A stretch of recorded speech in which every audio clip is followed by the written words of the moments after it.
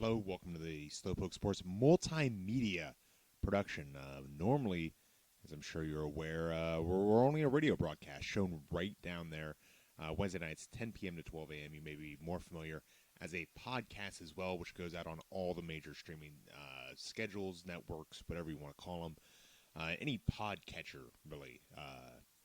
Right now, we've got a situation that I didn't think was appropriate for the weekly radio show. There's been a couple coach openings that have stayed open for a little bit on the Central Coast, really diametrically across our section, the area that we cover as well, and kind of two different directions for programs as well. I want to dive a little bit in what's going in on those coaching decisions and how things can probably get better. The more public one, the more obvious one, is going to be Cabrillo. Now, Cabrillo over the last 20 years has not been the most successful program. AJ Paterius inherited a program that was not in a position to particularly compete. Don Willis left mid-season during the 2016 season due to highly publicized reasons we won't get into here. Paterius took over the program, only won one game over his 3-year span. And the question has really been what's going to happen. How can they recover? I mean, they haven't won league since 2005. You know, what kind of coach do you look to get into this system to recover? They have been making playoffs recently. There's a lot of downtrodden thoughts around it. And if you're a Cabrillo faithful, you might want to ignore this next slide because there's a lot of bad news. But I think it's important to go over because it's important for the coach that's coming in. The coach that's coming in is going to have to deal with these problems. And you look and say, well, what's the identity of the team right now? Are they good on offense or are they good on defense? And so I generated a metric. It's called suppression and generation. So it's a strike the schedule type metric. If an opponent comes into your game and they're averaging 30 points a game, you hold them to 14. You could say you suppressed 16 points. And over here on the right, that's where we've got the suppression. If they come in and they're only averaging, they only allow 14 points a game and you score 21, you could be said to have generated 7 points that game, 7 points that they don't normally give up. So that's a good sign for your offense. You often hear coaches talk about, hey, we didn't do well today, but compared to that team we were playing, our offense, our defense performed real well. And for Cabrillo, it's real bad news. Their offense could not get off the ground against any of the teams. Oddly enough, the best game they had on offense was against Santa Barbara, relative to what Santa Barbara normally does. They almost generated an average game that game, putting up 9 against a team that put up less than 18. I mean, Santa Barbara on defense was pretty underrated this last year. So if you're looking at positives for Cabrillo, they showed up a little bit in that game against Santa Barbara late in the year. Not a lot of positives, though. This is a team that's really going to need a meltdown and restructure from a new coach, and I think that's warranted. I think AJ did a great job. I understand not everything is in on-field success, but if you're looking on how to build a program, I think you've got to look to your on-field success, and there was not a lot of it in a historic fashion for Cabrillo.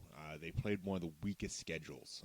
Their strength of schedule was, I think, around the 39 percentile. So that means if you take all the wins and losses of your schedule, what they did, you weight that twice. You weight it against the people they played once. You get a number. Cabrillo's was one of the lowest.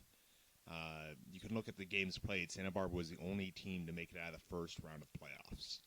So out of the gate, real tough situation for a new head coach to come into for on-field product. However, anyone from Cabrillo will tell you that their school is much more than the on-field product. They're really a educational bastion in the Lompoc Valley. They're a team that puts forward a great GPA, does a great job developing students. So when you come into the hiring goals, that's something that you got to keep in mind. That the guys that you're trying to get on this team are going to be at-risk people. They're going to be people that may have issues getting to class, people that you want to have refocused. I think the main goal for Cabrillo when they're looking for a guy to hire is to get a guy that can increase that roster size. In 2019 roster at the start of the year, according to Max Preps, 30 players. That's close to Mission Prep, who was just coming out of 8-man. So when you talk about roster size, obviously the more people you have on a team, the better chance you have at performing at a high level. The roster's not great for Cabrillo right now. Even at a low level, they're competing to keep in 11-man football. If they drop down to 8-man, I see that being a real big hit to the alumni, current students, and the future of the program in general. Secondary goal, you start looking at on-field success. This is something that, you talk about the main goal, that's a must. Secondary goal, less so. I think there's a real good chance Cabrillo could get out there and get some wins this upcoming season. Haven't had a chance to break down the schedule. We're not even into spring yet, so that's still a ways off. But they're going to be going into an easier league. They're going to be going into, I believe they're going to call it the Buena League. And it's basically going to be the bottom half of the Channel League, bottom half of the Ventura Buena League being merged together. So they really do have a good chance to go out and get 3 wins in this first season. I think that's a reasonable goal for this team. The one that I kind of called the promise goal, lofty goal later on the Paso slide, make playoffs the first year in. It's been quite a while. We're almost getting to a decade out of the playoffs for Cabrillo. Last playoff berth was in 2011. So what kind of guy do you get to fill in that role? I'd be looking for someone with a mentor-like mentality. As we spoke earlier, Cabrillo prides themselves on being the more brainy of the Lompoc-Cabrillo duo. With that, I think you got to have a growth mindset. Not everything's going to get fixed within this year. We saw all of those games. Every single team Cabrillo played on offense and defense had a better game than their average game. I think you really got to get someone that's a student of the game, someone that's going to be able to come in and look at the pieces that are there and decide what's going on with that and what system would best benefit those specific players. It's not something that's right for every school, but I think having something that deals with the talent that's currently on campus is going to be important to keeping that roster size up to find that immediate success, because players in 8th grade right now, if they're looking at what's going on in varsity, they may be deciding where they want to go to school next year between Lompoc and Cabrillo. Having some immediate success would be nice. Having, even more importantly, having players playing roles that they're good at, that's going to help build for the program in the future. And I think you got to be realistic if you're a coach. If you're someone that's going to come in, tell the Conquistador faithful, we're going to go out and win the league this year. We're going to go out and beat Lompoc. I think that you're blowing smoke, and we've seen that backfire in the past at Cabrillo. I think this needs to be the coach that comes in and says, guys, we're in a real bad spot. Here's how we're going to fix it. Here's what we're going to do going forward. Here's what I see in our kids. Here's how we can make a program that's going to last the test of time. The example I used here was Icarus falling down from the sky there. I think there's a lot of comparisons you can make. You look at changing of a program, metamorphosis. Well, Ovid's metamorphoses, you look at what happened to Daedalus and Icarus.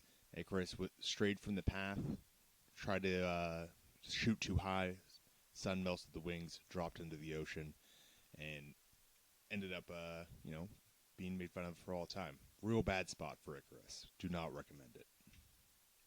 Let's talk about Paso, the other team that we had alluded to. J.R. Reynolds moving on as coach there after 3 middling years. Technically, the report was that there's an administrative error, so he's never really hired on. They tried to fix it. He just decided to move on rather than going back to fix it. But you talk about a team that has a legacy, a team that really wants to go out and compete every year. It's Paso Robles. We start here, I use the 20 years record because it's kind of what's happened in memory. 20 years is generally how people perceive the team over time. That 2000 championship in Division 10 was actually the end of a three-peat. If you look over here, that's actually the 3rd one in a row for them. So that's definitely, I think, stuck in some people's minds as making Paso a cut above just about every other team on the Central Coast. You talk to the alumni bases there. That's the expectation, going out and winning CIF. They didn't, it hasn't been that long since they won CIF. 2014, they had a successful 4-year into the playoffs, ended up bringing back a championship in the Northern Division of Southern Section. back when it was cut up like that. It was not the competitive equity that ended up coming down a couple years later. The thing with Paso, though, is they go out and test themselves heavily. If you take a look at this chart, I got a more accurate cut for these. You're seeing a lot of teams that, were able to put up serious records, including Central, who ended up being state champs. Liberty only allowed 141 points over 12 games. They shut out Paso. When you isolate that, they still were doing a real good job across their schedule. Teams like Frontier, Sanger, Arroyo Grande, obviously getting into the Mountain League, all playoff teams. Only 2 teams didn't make playoffs, Pioneer Valley, El Diamante.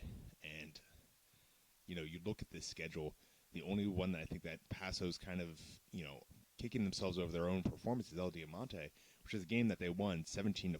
And you look at that league schedule against Arroyo Grande, St. Joe, they were either equaled out or ended up overperforming what they normally let up. They proved themselves on the field. This is a team that had a poor record, but a great performance overall across 2019. So the pieces are there.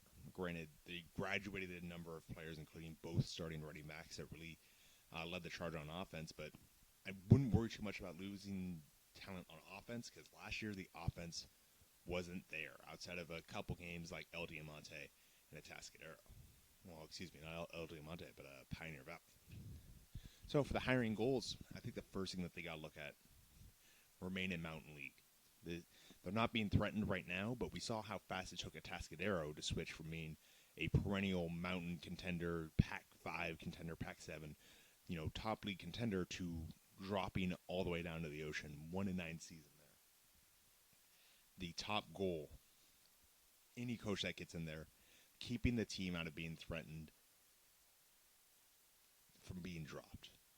And right now, it's not a threat today. Don't get me wrong.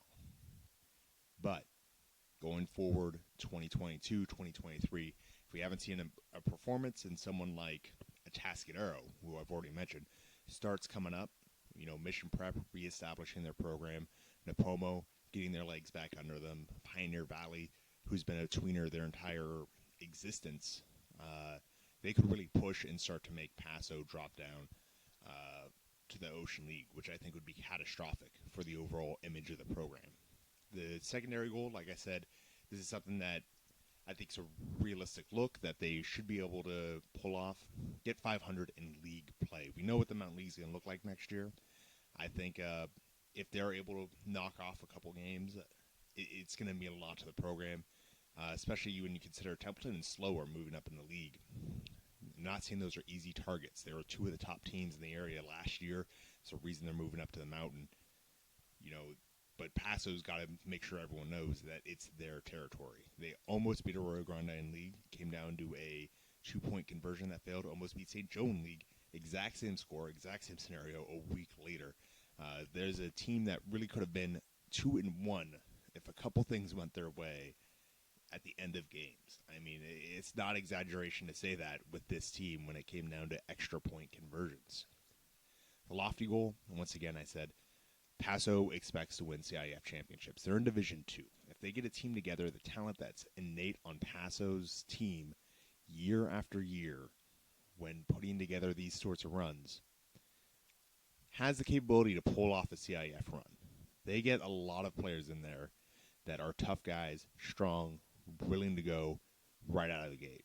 So I think that's really the mindset that they have is CIF is an every year goal.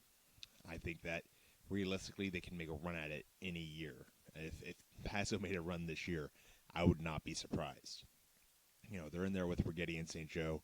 They gave both those teams runs with, as we saw, relatively underperforming squad.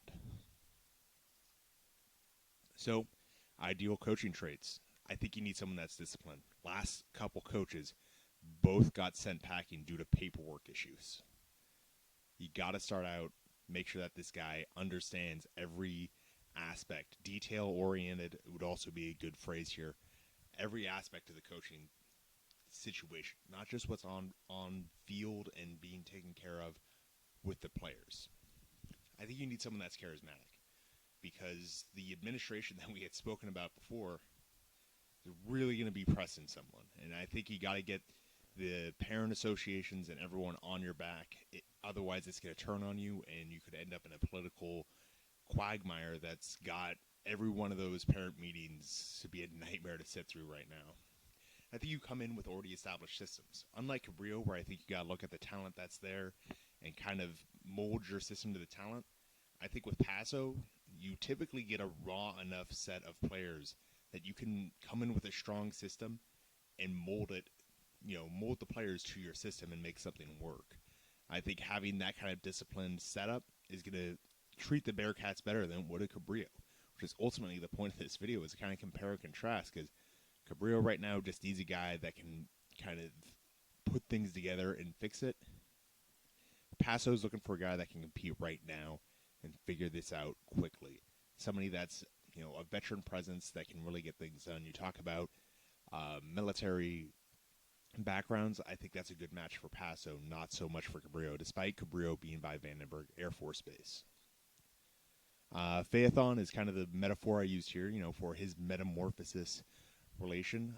Phaethon was a guy that was the son of Helios, the sun god, who wanted to prove his lineage and took the chariot that carries the sun, and ultimately was struck down by Zeus because the chariot went off course when it felt like nothing was back there. You need a strong presence back there to make sure that this chariot will carry you to a championship.